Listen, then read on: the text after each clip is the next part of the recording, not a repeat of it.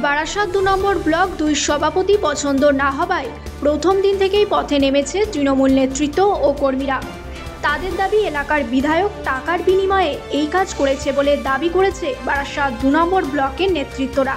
তারা আরও জানিয়েছে, জেলা সভাপতির বাড়িতে গিয়ে জানিয়েও কোনো কাজ হয়নি। কেন এমন দ্বিচারিতা কাজ তা নিয়ে ক্ষোভ প্রকাশ করেছে বারাসাত ২ নম্বর ব্লকের নেতৃত্বরা। এই দিনের এই সভাতে কর্মী সমর্থকদের এবং নেতৃত্বদের উপস্থিতি ছিল চোখে পড়ার মতো।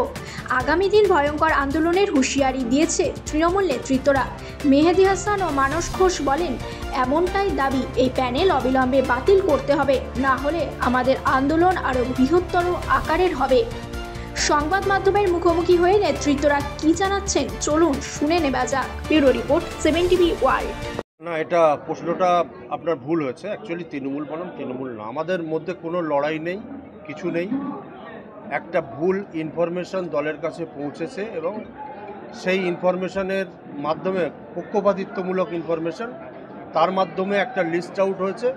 সেই লিস্টটা যে ভুল, সেই লিস্টটা যে অযোগ্য ব্যক্তিদের দিয়েই করা, মানে অযোগ্য ব্যক্তিরা সেই লিস্টের মধ্যে ঢুকে গেছে। অনেকে এরকম আছে, আমাদের কাছে ভিডিও ফুটেজ আছে, আমাদের মন্ত্রী মশাইয়ের কাছে গিয়ে স্বীকারও করে এসছে, তারা পদ পেয়েছে, তারা নিজেরাই জানে না, তাদেরকে কোনো রকম জিজ্ঞাসাবাদ না, তাদের সঙ্গে কোনো কথা হয়নি, তারা পদ পেয়েছে। তো এই যে ভুল অযোগ্য লোকদের দিয়ে একটা প্যানেল যে আউট হয়েছে, সেই প্যানেলটা যে ভুল, সেইটা দলকে জানান দেয়া। আমরা দলকে কিভাবে জানান দেব? আমরা অভিষেক ব্যানার্জিকে অ্যাক্সেস পাওয়ার মতো লোক আমরা না, মমতা বন্দ্যোপাধ্যায়কে অ্যাক্সেস পাওয়ার মতো লোক আমরা না। আমাদের অ্যাক্সেস যতদূর, আমরা তাদের কাছে বারংবার গেছি, একবার নয়, না হলেও 20 বার থেকে 25 বার গেছি। এবং আমাদের গ্রাসরুট লেভেলের যে রিপোর্ট, সেই রিপোর্ট তাদেরকে আমরা আমাদের সাধ্য মতো বোঝানোর চেষ্টা করেছি। তারপরে যখন দেখেছি এই লিস্ট, সেই লিস্টের বিরোধিতা করছে। আমরা দলের বিরোধী না, আমাদের বিরোধীও কেউ না। যারা লিস্টেড হয়েছেন তারাও দল বিরোধী না, তারাও তৃণমূল, আমরাও তৃণমূল। আন্দোলন কারোর বিরুদ্ধে না, আমাদের আন্দোলন ভুল ইনফরমেশন যারা দিয়েছে, ভুল পথে দলকে যারা চালিত করেছে, অনৈতিক কিছু বিনিময়ের মাধ্যমে যারা দলকে চালিত করে এই ডিসিশনে দলকে পৌঁছাতে বাধ্য করেছে, আমরা দলকে জানান দিতে চাই যে তারা দল বিক্রি করে এই শাসন এলাকার অনেক লোকের রক্তে রাঙানো মাটির বিনিময়ে যে শাসন, আজকে শান্তির শাসন, সেই শাসনকে বিক্রি করে সেই টাকা দিয়ে তারা ভুল ইনফরমেশন দলকে দিয়ে দলের মাথায় হাত রেখে তারা রোজগার করে খাচ্ছে। এটাই দলকে জানাতে চাই। হ্যাঁ, যোগাযোগ করেছে আমাদের জেলা প্রেসিডেন্ট, ফোন করেছে, আমরা সবাইকে নিয়েও গেছি, আমরা 5 জন গেছি, 10 জন গেছি, পার্সোনালি গেছি, আমরা বুঝিয়েছি। কিন্তু আমাদের সবার এখন, আমরা একটা মিশনে আছি, সবারই মতামত জেলা প্রেসিডেন্টের কাছে আর যাওয়ার নেই, সেই জন্য আমরা জেলা প্রেসিডেন্টের কাছে যাইনি। কিন্তু এমএলএর কথা শুনে বারবার মনে হয়েছে তিনি যেন তার মক্কেলের কাছ থেকে পয়সা নিয়ে মানে জজ সাহেবকে বোঝাচ্ছেন, সেভাবেই আমাদেরকে কনভিন্স করার চেষ্টা করছেন।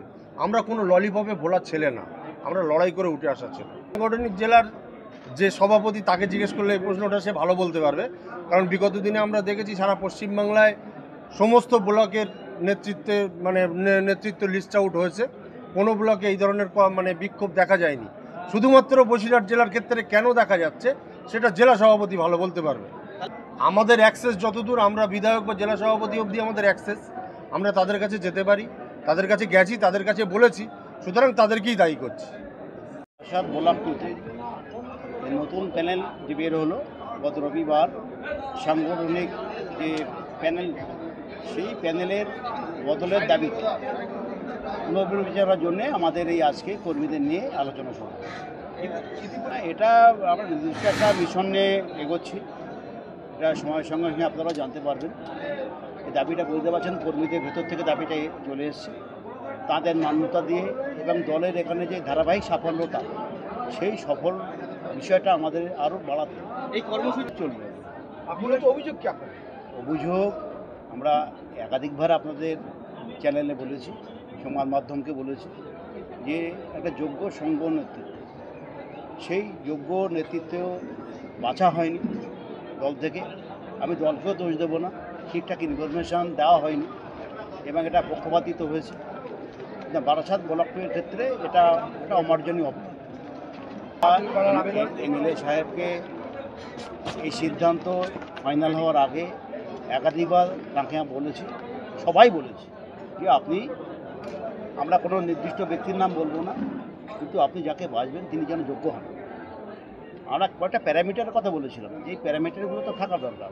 এডুকেশন থাকা দরকার, নিচের স্তরে মানুষের সঙ্গে, গ্রাসরুট লেভেলে কর্মীদের সঙ্গে তার জন্য একটা নিবিড় যোগাযোগ থাকে, এবং ওভারঅল আমাদের যে 170টা বুথ আছে 7টি অঞ্চলে, সেই 7টি অঞ্চলের 170টা বুথ সম্পর্কে সম্যক আইডিয়া এটা থাকা দরকার। আমার মনে হয় দল পরিচালনার ক্ষেত্রে এই গুণগুলো অপরিহার্য। এখন কি বলছেন?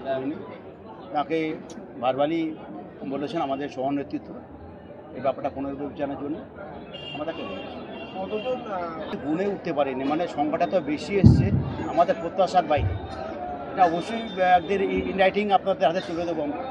কত অন্তর আমাদের 7টি অঞ্চল প্রেসিডেন্ট এসছেন, আর 5টা প্রেসিডেন্ট এসেছেন 7টার মধ্যে, আর আমাদের যে 14টা প্রধান উপপ্রধান তার মধ্যে ওদের 9জন না 10জন এসছে।